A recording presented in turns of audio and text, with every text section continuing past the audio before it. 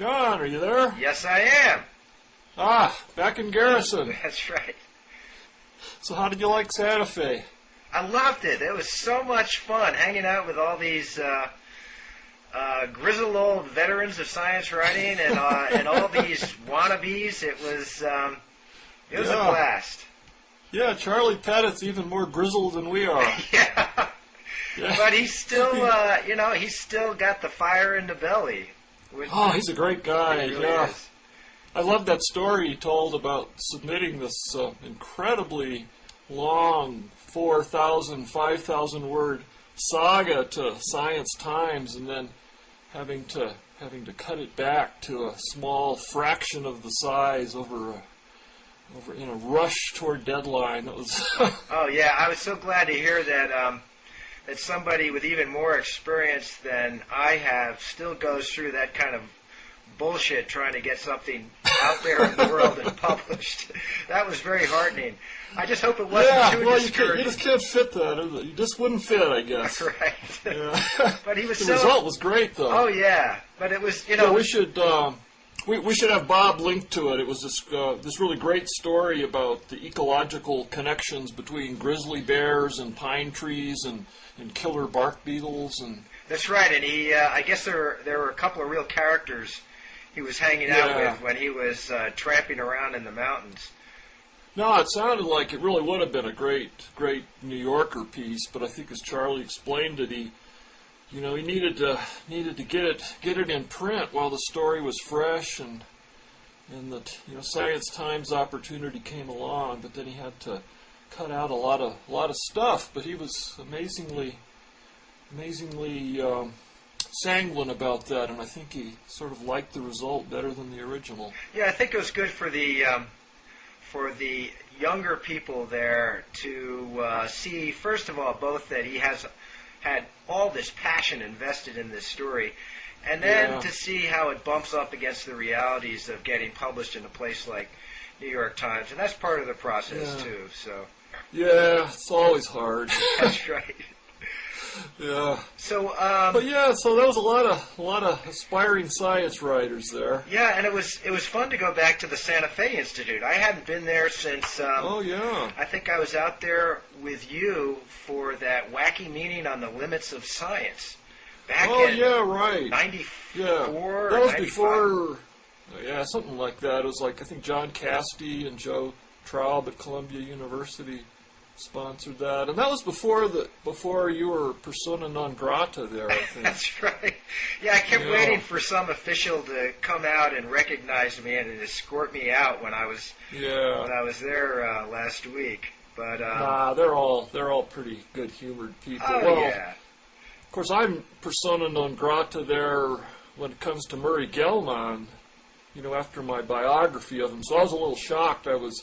When we broke up into the groups with our students after we heard talks from Santa Fe Institute scientists, I headed out for this picnic table, and there's Murray Gell-Mann sitting there with my friend Jim Hartle, who's a former student of Murray's and a great, an important cosmologist in his own right. And then Murray's sitting there kind of hunched over talking to him, and I thought, oh God, I've got to walk the other way. So I had to find a different table. I cannot understand. I don't think it's possible for anybody to write something about Murray that would reflect his extremely high opinion of himself, because I thought he should have been delighted with your biography. But thanks. A lot of his friends liked it, and when I first met Murray, it was at the Santa Fe Institute back in '92, and they had a conference, and actually, come to think of it, I was sitting at a picnic table. It was the lunch break, and suddenly Murray Gell-Mann, who I knew, of course, by reputation, comes walking up and sits down right across from me, and I introduce myself, and then he launches into this diatribe about science writers and how stupid we are. And then my favorite part was he said, "Well, I've got to admit that it used to be even worse." He said there was a science writer at the Times, a man of such impenetrable stupidity that he refused to believe in the neutrino. Who was that? Did he say? It turned out to be William Lawrence, who won a Pulitzer Prize for breaking a little story called the Manhattan Project. Oh, yeah, he was one of the sort of the gods of science writing. Yeah, but apparently, at least in Murray's recollection, he didn't believe in the neutrinos. So. It's funny. When I interviewed Murray for a profile in Scientific American, God, I guess it was early 90s sometime, he also spent the first 5 minutes of our conversation telling me what ignoramuses science writers are and how in a perfect world there would be absolutely no need for them because scientists would convey their findings to the public directly. But, being a famous scientist is time-consuming, and so he and others just don't have the time for something as trivial as scientific communication, and so they need to rely on these peons like us. And what was fascinating to me was that here is this person who obviously is absolutely brilliant. He knows like 80 or 90 languages, or I forget what the count is. And he's an expert in every field that he deigns to learn about, and yet here he is insulting me, and I'm the person who's going to be writing about him and presenting him to the public shortly. So that wasn't a very smart thing to do. Well, yes, since you basically went on and described that in the profile, as I recall. That's right. So, actually this gets at something that I hope this isn't too lame a segue, but I thought it'd be fun to talk about all this new scientific attention to happiness and wisdom, which brings up questions like, the connection between very high intelligence and wisdom. I would say that Murray Gell-Mann is a really striking example of somebody who is extremely intelligent. I mean, he must be off the charts in terms of IQ, but is completely lacking in common sense or this sort of wisdom when it comes to ordinary social interactions. Yeah, he's not so good at that. He can, I've had some touching moments with him though, when he sort of, had these great moments of self-insight, and one of them actually was when it was a Halloween party and I was sitting there with some Santa Fe Institute scientists. It was at Seth Lloyd's apartment or house when he used to live in Santa Fe, and we were carving pumpkins. And I can't remember what the deal was, but it's kind of fun carving jack-o'-lanterns with these brilliant Santa Fe Institute scientists. And then Murray suddenly walked in to the party, and he sat down and, as I recall, picked up a pumpkin, and he said to me, "Well, I'm finding that this book writing stuff isn't so easy as it sounds."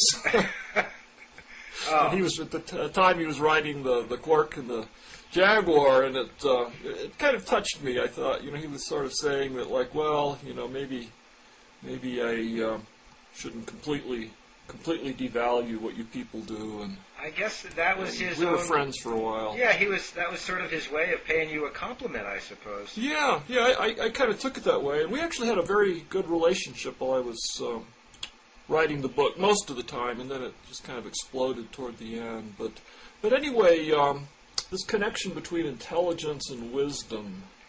Yeah. So there was a story about that recently. Yeah.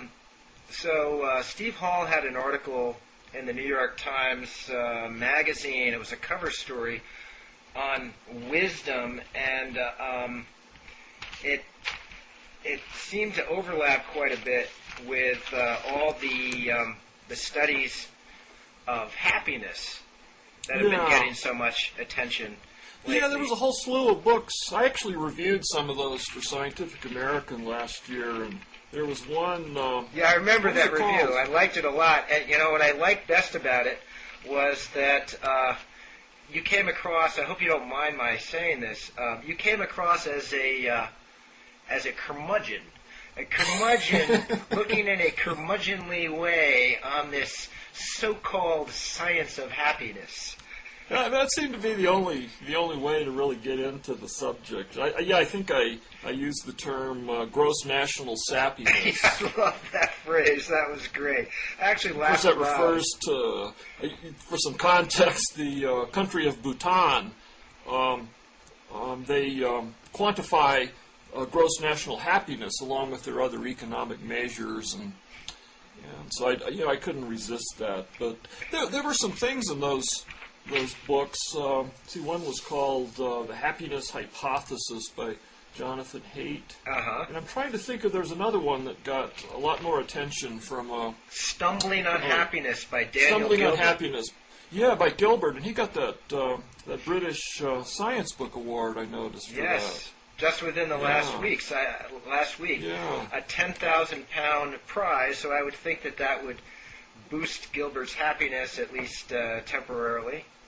Well, not according to the theories. I mean, basically you'll quickly adjust to it, and then, you'll just sort of think, gee, £10,000 and the exchange rate now is so bad. If I'd gotten this award during during the Second World War, I guess then it actually would have been worse. But, I think some of the point was that happiness doesn't, I'm not sure this was in Gilbert's book or the other one, but the idea was that happiness isn't so much based on what happens in your environment or what happens to you, but it depends on your genetic inheritance, and everyone has this emotional set point. So at first, someone might be really happy because they got £10,000, and then they'll be depressed because the exchange rate's so bad and they have to use it in dollars. Yeah, do you believe that? Do you believe in that? I don't know. I mean, there's some kind of. I mean, there have been these studies by. There are these two economists, Kahneman and Tversky. Yeah. I think, and they've done these studies that show that someone getting, say, who's making $50,000 and gets a $10,000 raise is going to be happier than someone who's making $1 million and gets a certain size raise. But the idea being that you judge this thing within your own kind of narrow context. And the other example that they gave in these books, was of people who were, born with,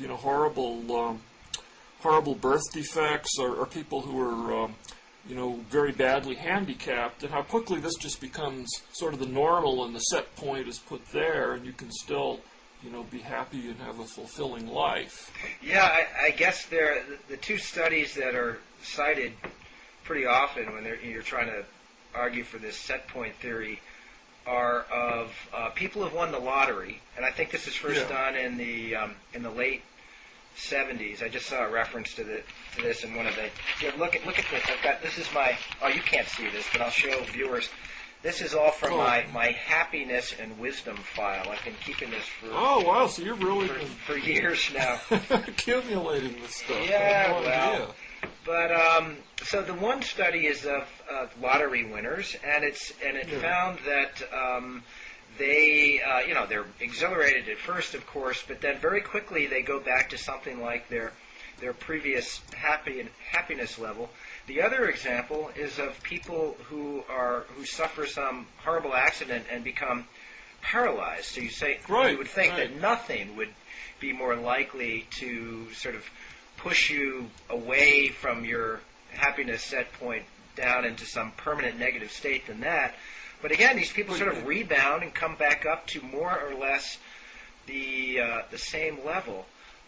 They reset the set point. Yeah, so this reminds me of obesity research, which also says that you sort of are born with this natural weight, and dieting can sort of can take you away from that set point of weight temporarily, but you keep coming back to it. So you'll return. It's like a homeostatic kind of balance that you're. Didn't Gina Colada write a piece about that recently? In the comments? Yeah, she did. It was sort of making the point again about the futility of dieting. But both of these things bother me. I guess because I worry that they lead to fatalism. And my own personal experience, I still think that there are certain life events that will move you from your level of happiness or whatever you want to call it. And there are real problems I have with that term in in a significant way. I mean, a good relationship can move you in a positive direction. A really bad relationship, certainly I see friends whose marriages have gone awry, and that seems to add to their misery quotient. So you don't think they're just resetting their set point, and like the ones who have really, really good relationships are just then kind of taking it for granted, and then concentrating on the bad sides, whatever bad sides they can find, if that's their predisposition, or that the people in bad relationships might find the sunny side. And I see. I mean, that would be sort of the message of these books, that it just depends on your genetic makeup. But I don't know. I find a lot of this stuff really kind of inspiring, like the fact that there was an example in Gilbert's book of two Siamese twins, and who were, let's see, what was that? They were, actually Natalie Angier had written an article about this in the Times that Gilbert, I think, was citing, and it was, these twins, Laurie and Reba Chappelle, and they're connected at the back of the head. Uh-huh. And, and yet, they both have different hairdos, they take, care of their appearance, and they insist that they're, basically content. Yeah. And, clearly, I mean, most of us just can't, possibly imagine such a situation. We think we'd, rather be dead than one half of a Siamese twin. And yet it seems that the brain, in one hand, it has, maybe you're bequeathed with an emotional set point or an emotional makeup, but you can move the set point to sort of adjust in a way that gets you through life. Yeah. Well, I guess the question is if we have this set point, what's the value of all this happiness research? I mean, is it just to sort of provide understanding? I would think that the researchers hope that this would lead us to discover ways of shifting our set point toward having more happiness. I was sort of, I've blogged on this a little bit in the past. It seems to me that really the point of all religions and sort of spiritual paths and of all applied science, in a sense, is to make us happy. I mean, would you agree with that? All religion, yeah. I mean, so in all applied science. Well, so applied science is trying to improve our lives materially. It's trying to help us ward off diseases. Psychiatry is all designed to help us try to overcome anxiety and depression and all sorts of mental disorders that make us unhappy. They're trying I guess you could look at it in that context. I mean, to improve the quality of life. So if you equate the quality of life with being happy, but and I think most people are content just to be content. I mean, you think so? Really? Do you? Well, let me ask you a personal question, if you don't mind. Do you do you consider yourself a happy person?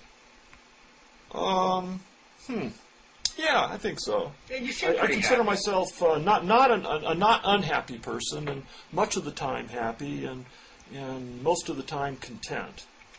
Oh well, I think you should consider yourself very fortunate. I mean, it doesn't mean that there's all kinds of things I wish I had and I don't. Yeah. But I think basically I have my emotional set point pretty much smack dab in the middle of the reality of my life. Well, don't you think that might have something to do with the fact that you do what you love? That you're obviously sort of an intellectual, a curious person, and you get paid to think about stuff, reflect on things, and write about it for people. Yeah. I mean, I consider myself extremely fortunate to have discovered what I want to do with my life, and I've been doing it for more than 20 years now. If I had gotten stuck in some job that I felt really diverged from what was sort of meaningful and satisfying for me, I think that would be a net source and a long-term source of unhappiness for me. Yeah, so you don't think you'd reset your set point? No, I think it would be. I think that would be a real problem. Just going back to economics, there was a book that I read a few years back called Luxury Fever. This came out sort of at the end of the go-go 90s by an economist at Cornell named Robert Frank. And what he said was that, sort of the old question, can money buy you happiness? He said money definitely can buy you happiness if you don't have your basic needs met. So, well, yeah, if it frees you up to do, to follow what you really want to do. That's right. And if you don't have food and shelter, obviously you're not going to be a happy person. But he says that once your basic needs are met, what happens, at least in this country, is you get caught in a kind of arms race. So you measure yourself against others around you. So it's not what you have yourself per se, in a material sense. It's what you have relative to others. And everybody else is also measuring their status in the same way. And so you get this kind of spiral of consumption that never can lead to satisfaction. Yeah. And the one fact that I remember out of this, the factoid that Frank quoted, was he was talking about these two Greek shipping magnates. One was Nikos, one was Onassis, and the other one was a kind of, a guy very much like Onassis. And they got into this insane competition between the two of them. So Onassis built a yacht that was about 500 feet long, and it had gold-plated bathroom fixtures and all this stuff. And so then his rival built one that was about 50 feet longer than Onassis's boat. And the crowning touch was that he had bar stools that were covered with the foreskins of whale penises, which apparently is the softest and is definitely the most expensive leather that you can get.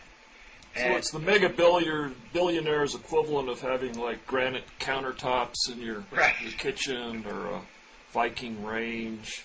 Yeah. Yeah. And so even at this level, these two guys who have everything you could possibly want out of life in a material sense are still trying to get ahead of the other guy. Yeah, yeah. So how does happiness research explain that? I mean, I don't know. I would think neurologically. I mean, you can see, like jockeying for status and.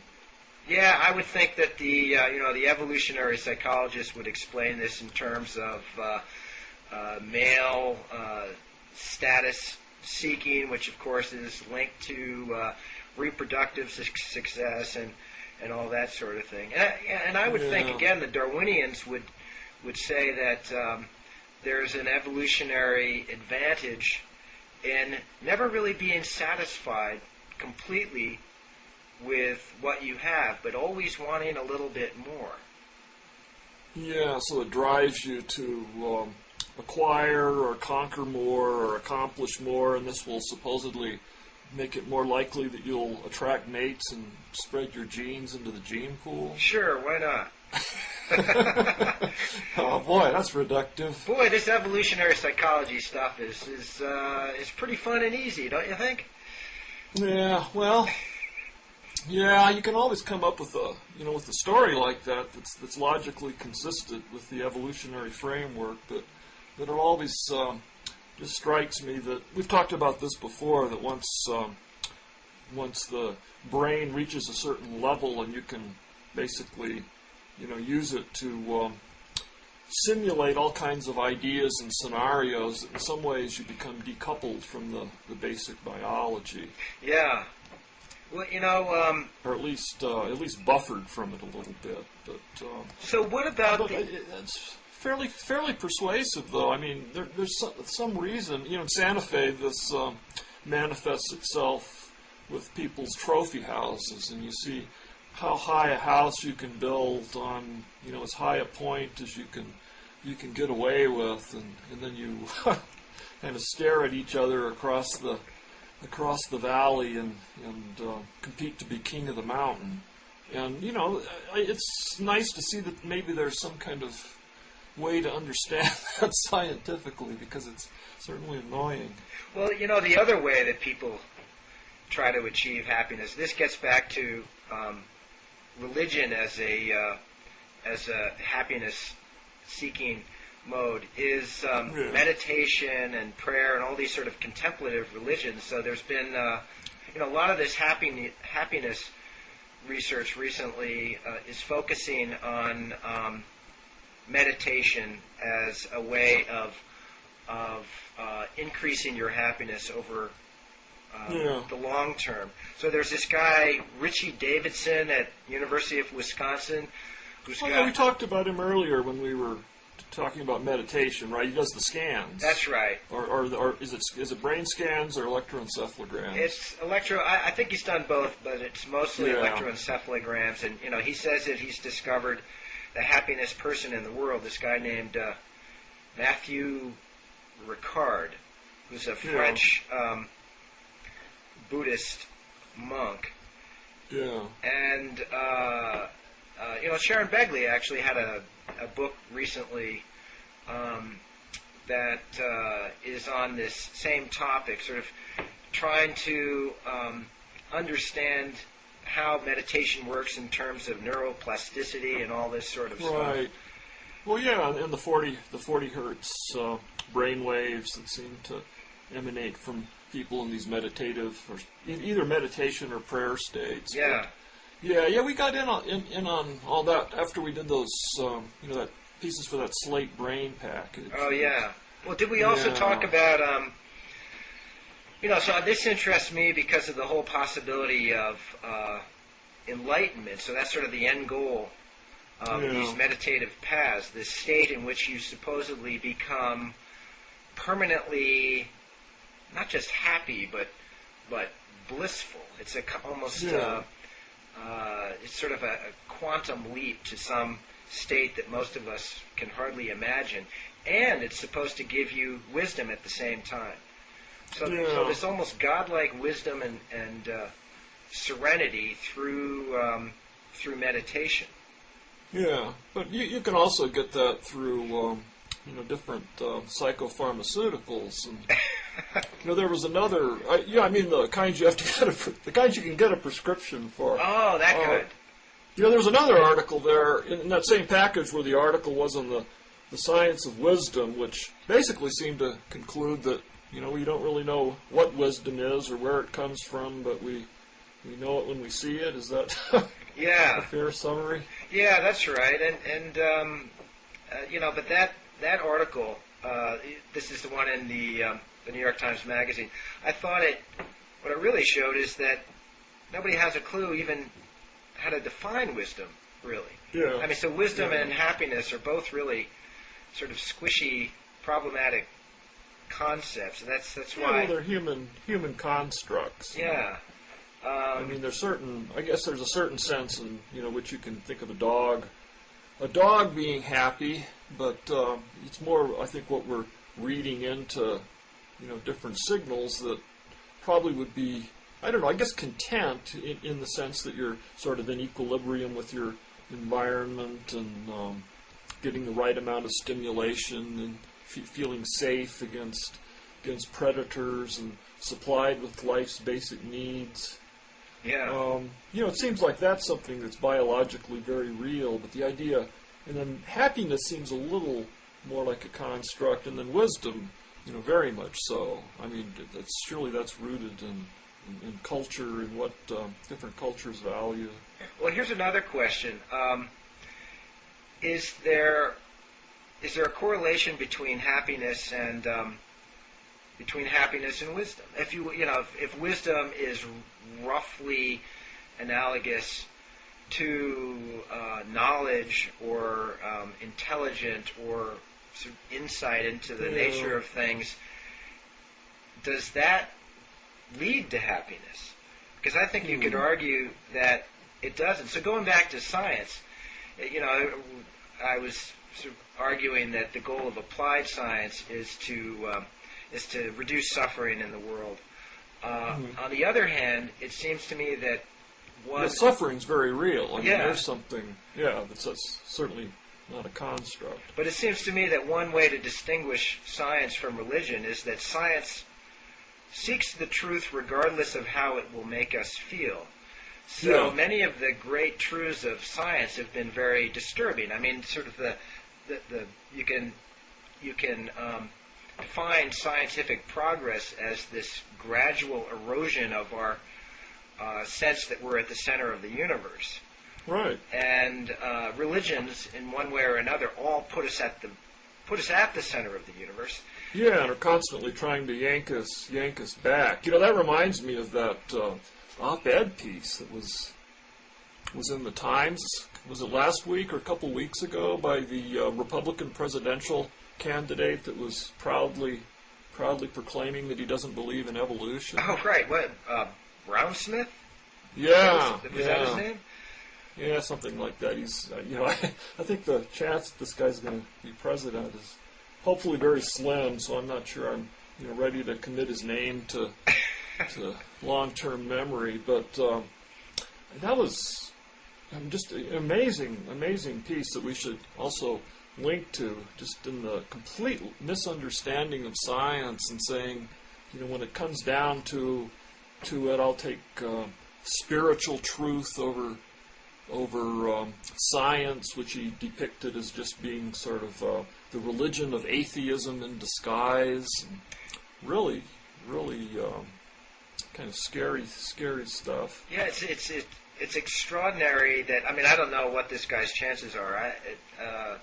I would assume that I'd never even heard of him before reading that op-ed. So he accomplished what he wanted, because now two more of us have heard from him. So it makes me wonder if he's really, believes that he has this idiotic view, or if it's just, posturing and playing to the masses, and, probably a little of both. But just the idea that somebody could think that he would win votes, whether or not he's sincere, the idea that he thinks he could win votes by basically revealing this enormous ignorance and his willingness to put faith ahead of science and reason. It's just, that's a little bit that pushes me away from my happiness set point. One of the things that really bugged me about that op-ed piece was him talking about there's higher truths and scientific truths, and these are called spiritual truths. Yeah. It's like, what in the world is a spiritual truth, and what's a spiritual truth to him that would be the same to say a Muslim in Afghanistan, or a Buddhist. Spiritual truths are things you believe just because you believe them. Right.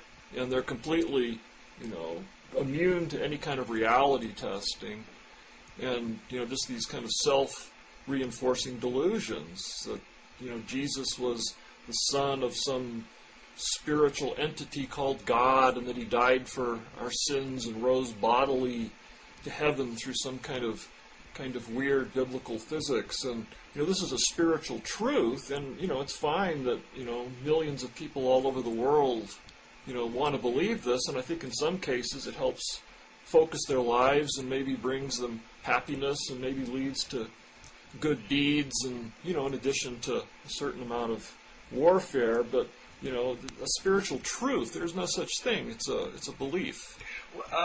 So do you admire the one religious leader who I think has been quite forthright in saying that science ultimately should trump faith, is the Dalai Lama? Yeah, he said that, and do you believe him when he says that? Well, not entirely. I reviewed his recent book on science and religion for the Times.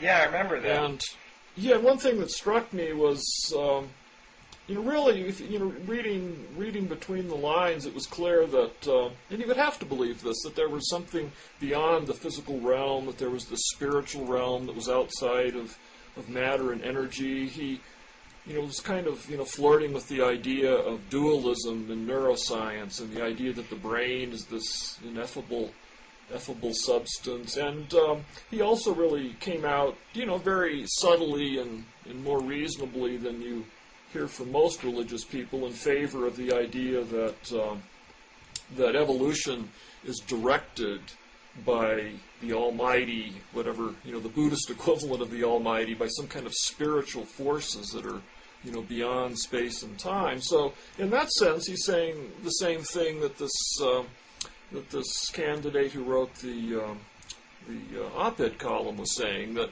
if there is such a thing as evolution, he believes has to be God's instrument for creating man, and it's just all the same kind of thinking that really rejects science at that level.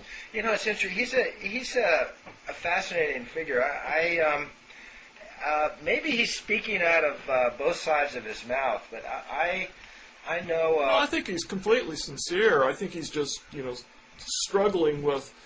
He's obviously very attracted to science and respects science. He holds these scientific soirees there in Dharamsala, where he brings in neuroscientists to talk about great questions and physicists. But when it really comes down to it, he's a spiritual leader, and he's going to be pulled in this direction where you have to believe in things that by definition science cannot address. And yeah, well, I forget if I've mentioned this previously, but I know a philosopher who met him in one of those sessions and had a private meeting with him and asked him, and then this philosopher is a sort of quasi-Buddhist, as many of us are, and practices meditation and so forth. And so he asked the Dalai Lama about reincarnation, and the Dalai Lama answered that he didn't believe in reincarnation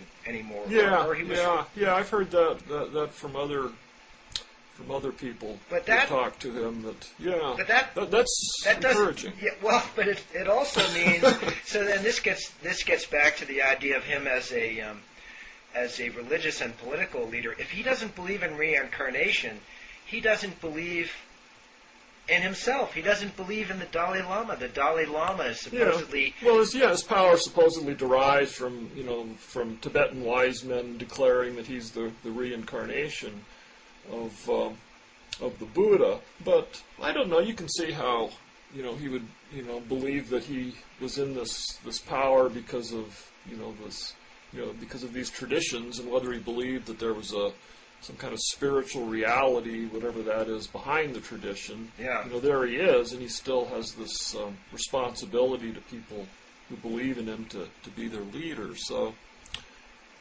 he's probably, I don't know, I would suspect he's not bothered by that contradiction. He was at there's that neuroscience meeting in Washington a couple of years ago that he gave an address at, and I was actually asked to cover that for Tricycle magazine, which is Tricycle, the Buddhist Review, and it was very interesting going out there and watching. People were just lined up for hours to get in to see the Dalai Lama, all these neuroscientists, and I guess mostly out of curiosity. And at the time there was a petition by some neuroscientists saying that it was completely inappropriate for the Dalai Lama, a religious leader, to be addressing a scientific conference, and so there was a little miniature controversy about that. And some people countered that the scientists who were leading the opposition to the Dalai Lama were Chinese, and then it went back to the whole political disputes between China as the occupier of Tibet. But it was a very weird talk. He didn't really say very much. Did he giggle a lot? Yeah, beatifically giggled, which is the same. Yeah, I saw him once before, I guess in early 90s when he came to Santa Fe, and he spoke at a local gymnasium, and he just sort of giggled and smiled beatifically and said some very encouraging, positive things, and that was pretty much it. And then they had a little press conference with him afterwards in the press room, and we all had to go through metal detectors and things, and then sit there and people ask questions of the Dalai Lama. But the experience to me just kind of reinforced my idea that even when it comes to Buddhism, there's just a fundamental split between science and religion, and that they're basically incompatible. And I wrote that in Tricycle, and it led to a certain amount of pretty angry letters from Buddhists that didn't like that. Did you have any? Did you even suspect that there's some people who think that the Dalai Lama is enlightened, that he sort of reached this supreme level of serenity that you can get to through meditation and other spiritual practices. Pretty serene. Yeah, it's so I don't know. I mean, we're about the same age. When I back in the '60s, there were lots of us who were fascinated with this idea of enlightenment. That again. Oh yeah, I was reading Alan Watts and Eugene Herrigel and Zen and the Art of Archery and all of these things. And yeah, and so it was the idea that there could be, you get off this sort of happiness treadmill and you vault to this, nirvana or whatever you want to call it, to this place of permanent, really deep and profound happiness. And so this is something that I got back into for rational mysticism. I started seeking out people who claim to have reached this level, gurus and other masters, and I've met a bunch of them now. And I guess I've decided that it doesn't really exist. Or there are people who do get these sorts of extraordinary experiences through deep meditation and going on extended retreats, and some people I think are just naturally inclined to these states. But there was this guy named Ken Wilber, who is this kind of he's like this intellectual heavyweight of the whole Enlightenment and New Age industry, and he's actually a very smart guy. He's read everything under the sun, and he claims to have become enlightened. He calls it a non-dual state where you sort of live in this world, but you're not really of this world, and you realize the formlessness of all things. And I met him, and he says that he remains in this state of hyper awareness even while he's sleeping. So in all of his, and I'm not sure if he must fall out of this now and then, but he said for at least a year straight, he remained lucid through his through the entire night, not only through the dreaming stage, but even through deep non-dreaming sleep. So this is a pretty amazing thing. I don't know. I mean, I guess I don't believe that there's any kind of great state of enlightenment that one can reach. But I think by maybe aspiring to that, I think people actually can develop mental habits that make them happier. And if you take Buddhism more as a psychology than as a religion, which was always my inclination in college, I was attracted by the sense that you can kind of break through to a certain extent, break through this conceptual mesh by which we categorize the world and label things, and just try to view reality unfiltered. And you probably can't do that entirely, but I feel like there's times when when that's really helped, when I'll be really bothered by something, and then you kind of analyze. Of course, you're not supposed to analyze, but you realize that what you're really being bothered with is just a bunch of words that you're attaching to objects. Does that work? A little bit, yeah. I mean, say for example that you're really annoyed because say your next door neighbor is sawing boards with a power saw to build something, and then there's all this whining noise, and it's going on, and it's just driving you crazy. The audacity of this person to be making this noise on Saturday morning, and then you kind of step back and think, well, what is it that I'm really responding to? The air is being vibrated by this saw, and the vibrations are coming through the air and vibrating my eardrums and setting off these electrical signals, and why am I attaching this really negative emotions to this? And it doesn't always help, but sometimes I think it helps a little. Oh, God, I'm so envious of you. You know, I guess that could work sometimes, and sort of reflection and even writing in a journal can allow me to sort of pull back from things that are bothering me. But I remember there was this one, I think the only time when I have been, I'd say, clinically depressed was in the very early 80s. And I was still in college, and I basically had my, I think the precipitating factor was that I had my heart broken by a woman I was going out with. And, and this was before I met my current wife. And there were some other things that were going on at school, and you know, I was worried about what I was going to do with my life. And I sort of, what started out as being sort of ordinary unhappiness that was a response to things that were going on in my life became something else, and it felt like a disease. It felt biochemical.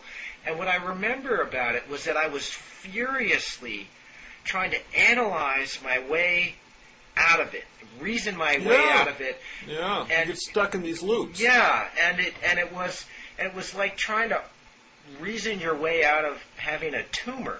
It felt as though I was just bashing my intellect against this kind of core of unhappiness, and that sort of was the defining feature of the depression for me. So there was absolutely no hope that the analysis and reflection would lead me out of it. It was just something that would take time. And and then you stopped doing that, right? And then you broke out of it.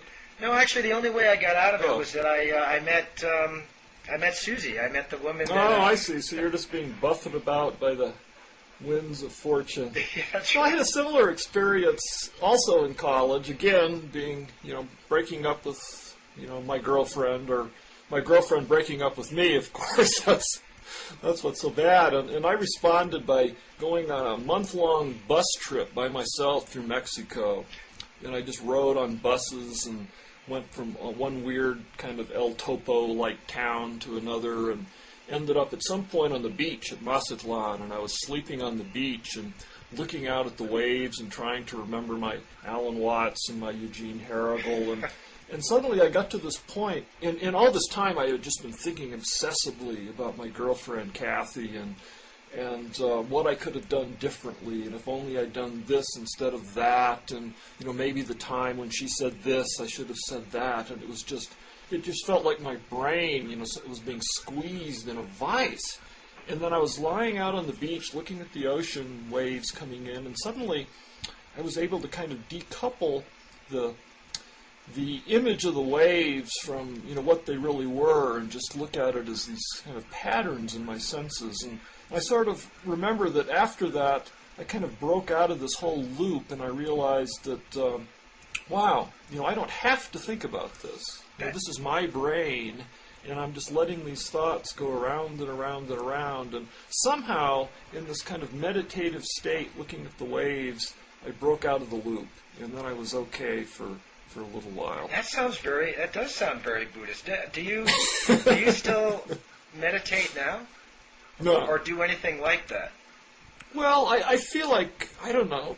To me, when I'm writing, it's much like that, where you just become absorbed and detached, and you can look up an hour later and not realize, and you're surprised that the time has passed. Or certainly, when I go hiking, I feel this kind of sense. But no, I don't do anything formal. I met a few years back. I met a Buddhist intellectual named Stephen Batchelor. He's this British guy. Oh, yeah. I think he's exactly my age, so he'd be 53 now, and he sort of went through the usual route of getting into psychedelics, experimenting with that, and then looking for something more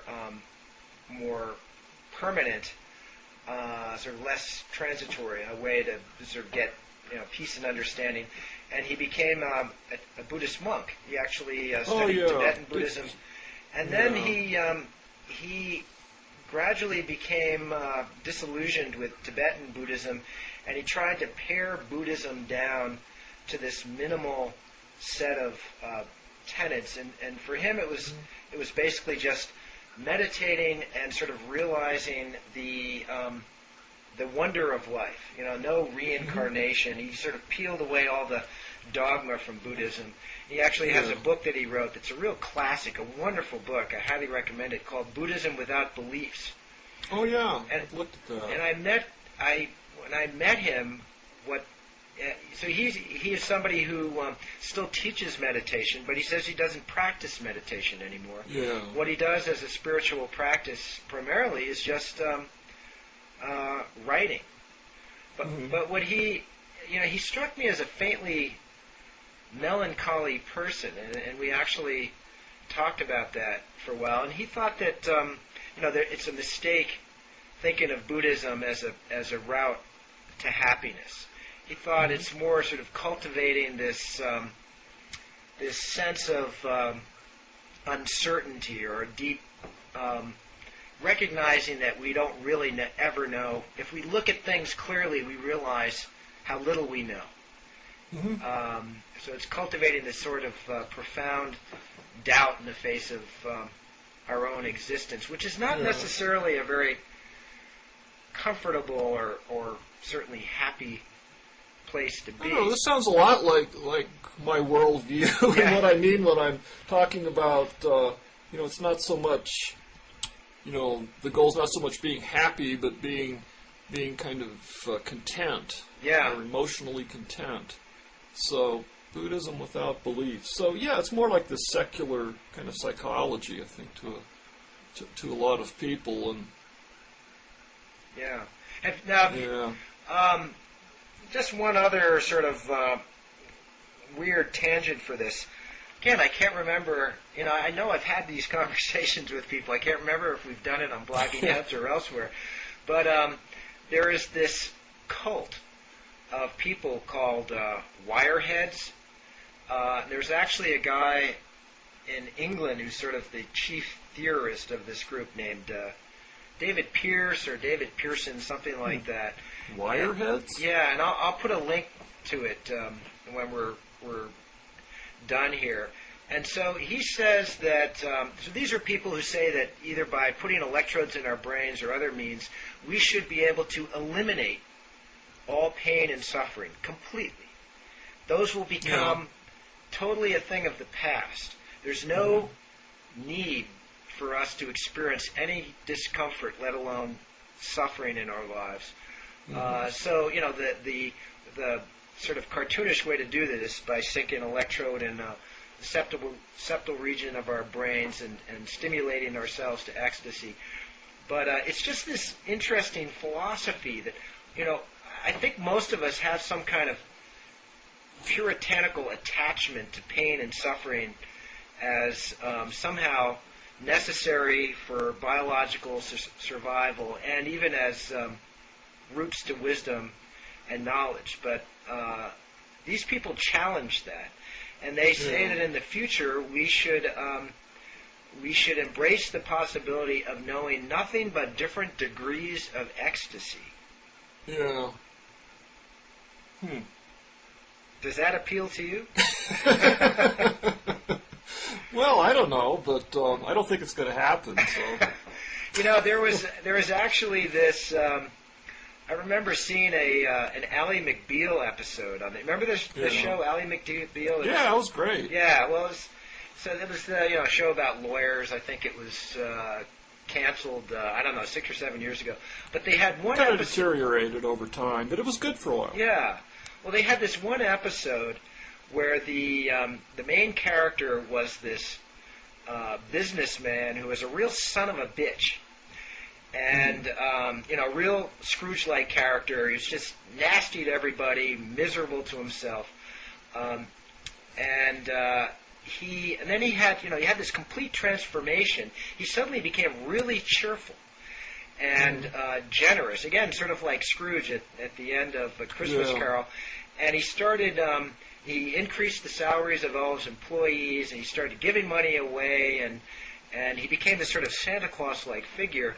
Yeah. And so then the people on the board of his company sued to have him removed from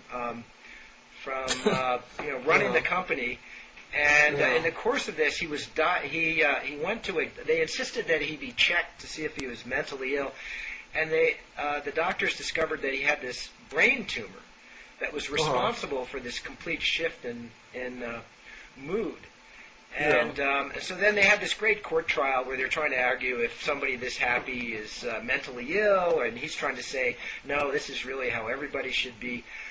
And then what happened was... sort of sounds like Miracle on 34th Street. Yeah, Santa exactly. Claus.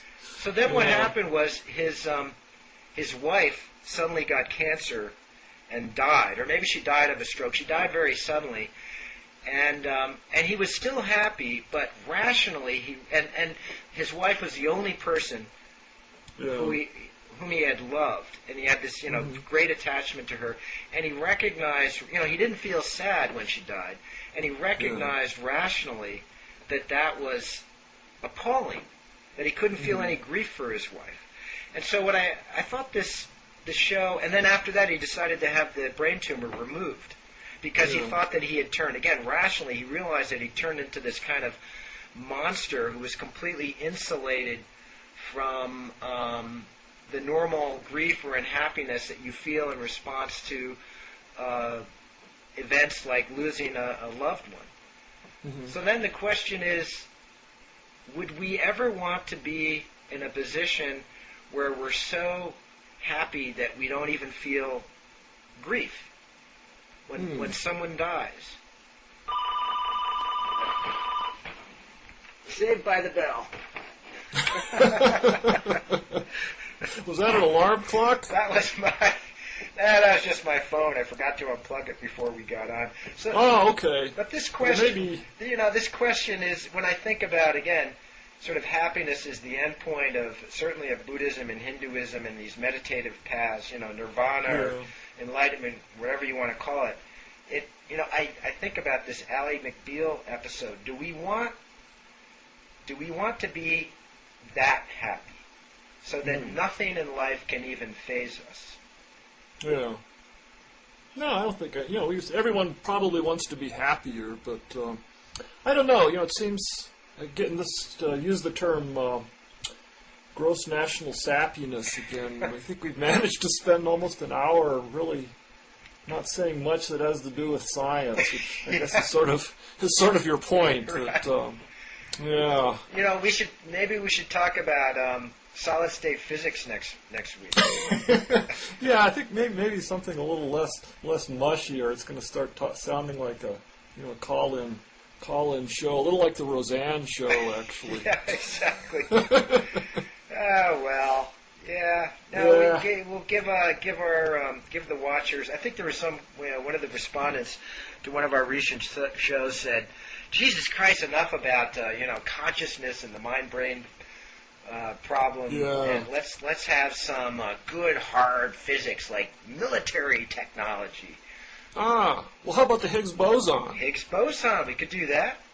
Yeah, there was a really cool article in Slate, and I didn't realize till I was finished that it was written by your colleague there at the Stevens Science Writing Center. That's right, Jim Weather. Yeah, and that was really a good piece. I mean, basically the message was that the Large Hadron Collider that we talked about a few shows ago, this new particle accelerator in Europe, after spending $6 or $8 billion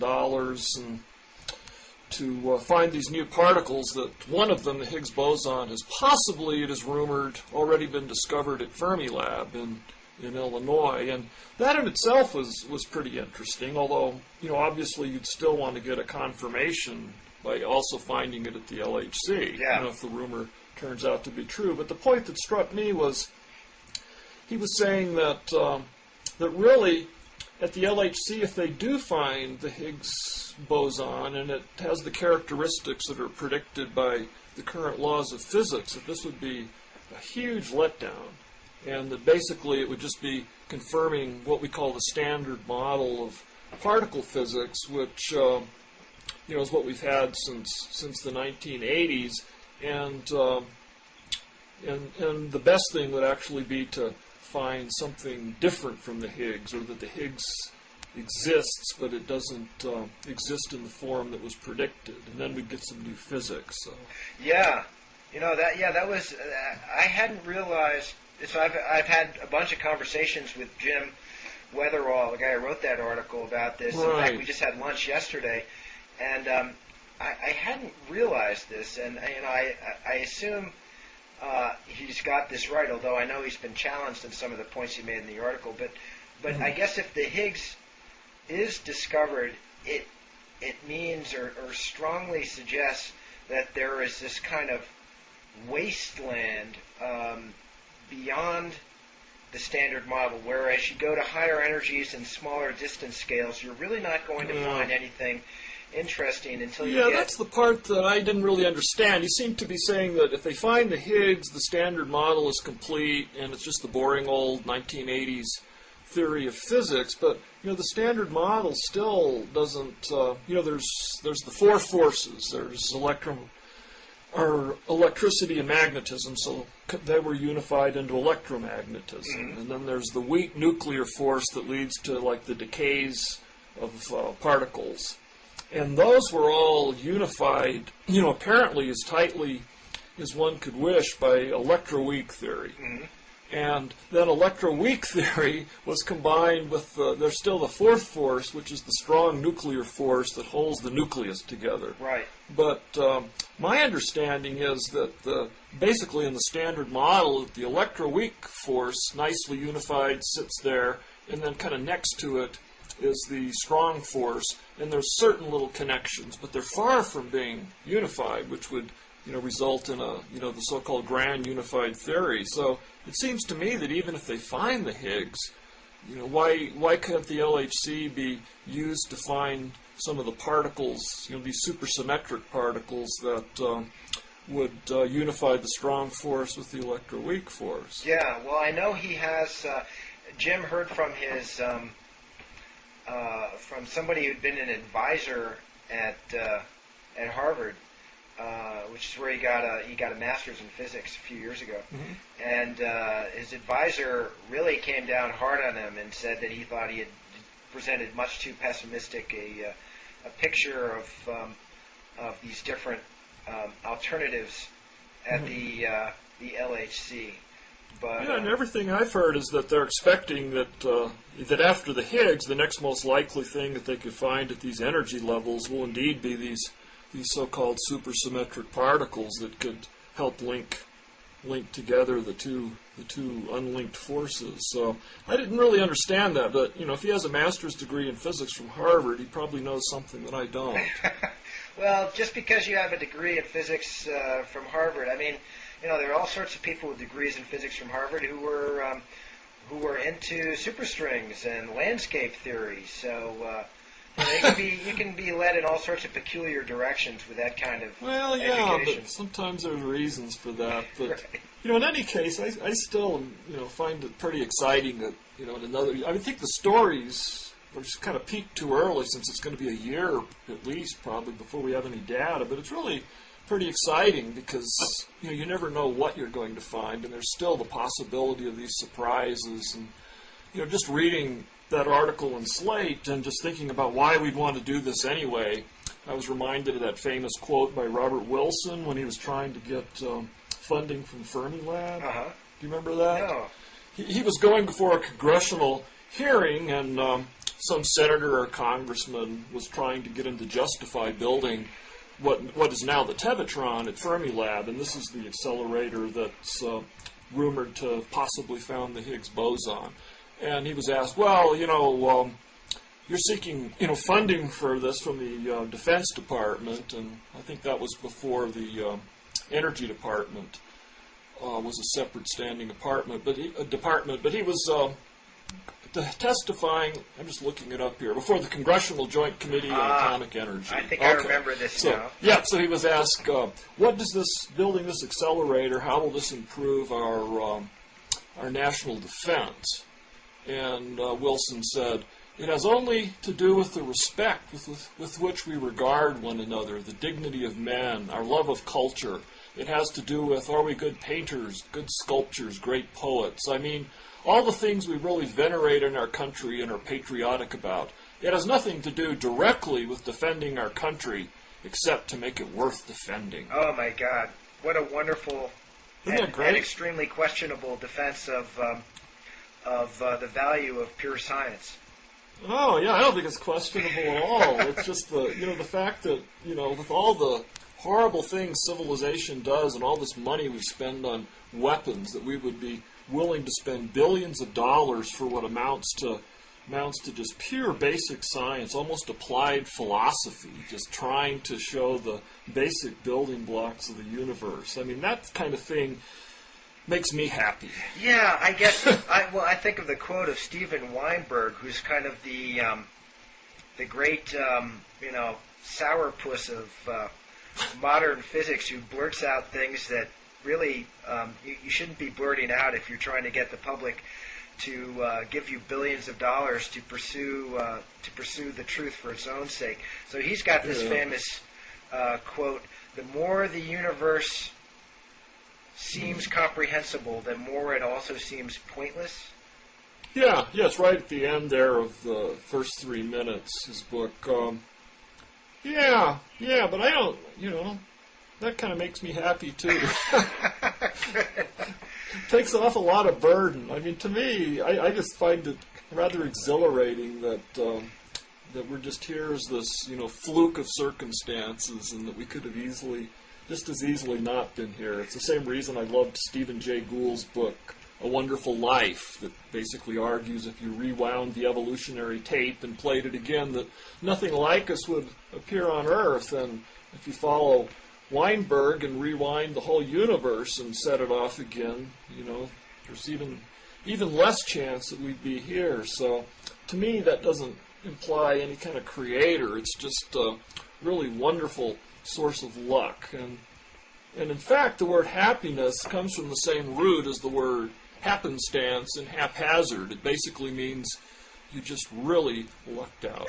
That's wonderful. God, I love that. If only...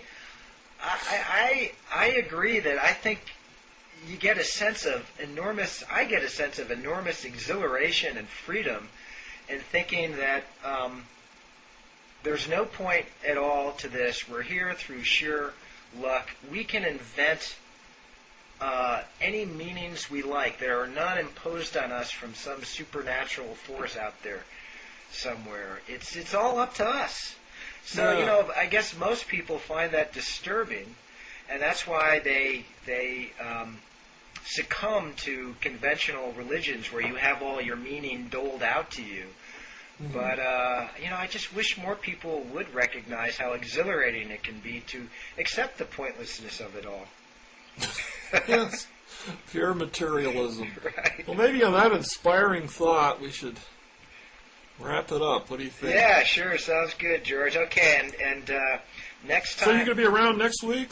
Well, something, actually, I'm going to be in San Francisco, so we'll have to talk maybe about a substitution or yeah, bring your webcam with you. Oh, I could do that. Yeah, that might be kind of fun. Yeah. Yeah, there's a lot of things we didn't get into this time that we were going to talk about. And that's right. I still wanted to describe that... the Decade of the Mind meeting I was at a couple of weeks ago. Oh, I was great. Away from the show. So anyway, we'll do that either next week or the following. Okay, it sounds good. Okay, John. Take it easy. Okay, bye.